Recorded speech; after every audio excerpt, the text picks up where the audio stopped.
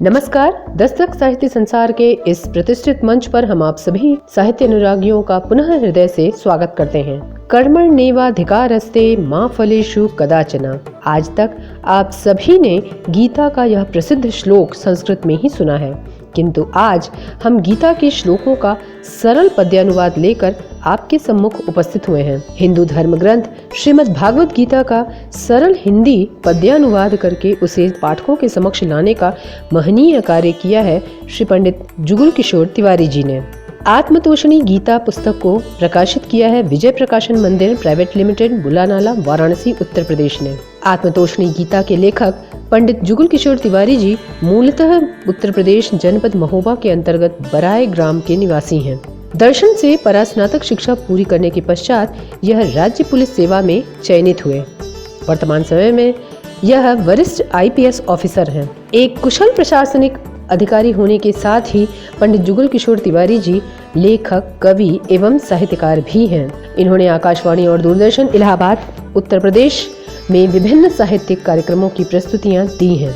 Police अकादमी से प्रकाशित पत्रिका पुलिस पत्रिका के भी यह संपादक रहे हैं। इनके लेख, कविताएं आदि विभिन्न राष्ट्रीय पत्र पत्रिकाओं में समय समय पर प्रकाशित होते रहते हैं। आध्यात्मिकता के प्रति समर्पित पंडित जुगल किशोर तिवारी जी ने श्रीमद् भागवत गीता का सरल हिंदी भाषा में पद्यानुवाद किया है, जो आत्मतोषणी गीता नाम से पुस्तक रूप में प्रकाशित हुआ। इसके साथ ही इन्होंने भगवान परशुराम पर भी खंड काव्य परशुराम आल्हा की रचना की है।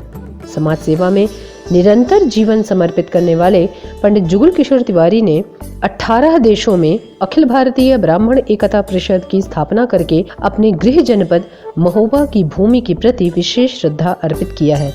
उनके सेवा कार्यों को अनेक पुरस्कारों एवं सम्मानों से भी सम्मानित किया गया है, किंतु इनमें सर्वाधिक प्रमुख है प्रशासनिक सेवाओं के लिए राष्ट्रपति पदक सम्मान।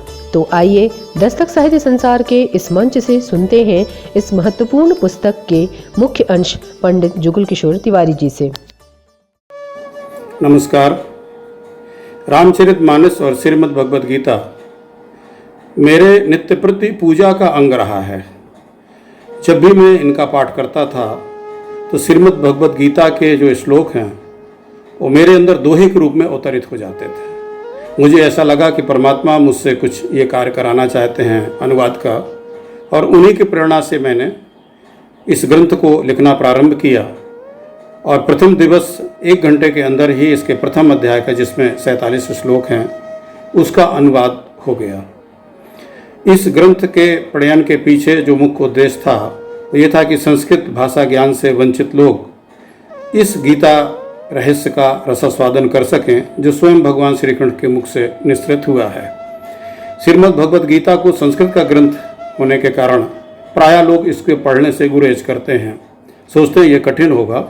तो इसको बिल्कुल रामचरितमानस की तरह ही, जैसे महात्मा तुलसीदास जी ने वाल्मीकि रामायण का प्रसंग लेते हुए मानस का अनुवाद किया, उसी प्रकार से मैंने इसको लिखने का प्रयास किया है।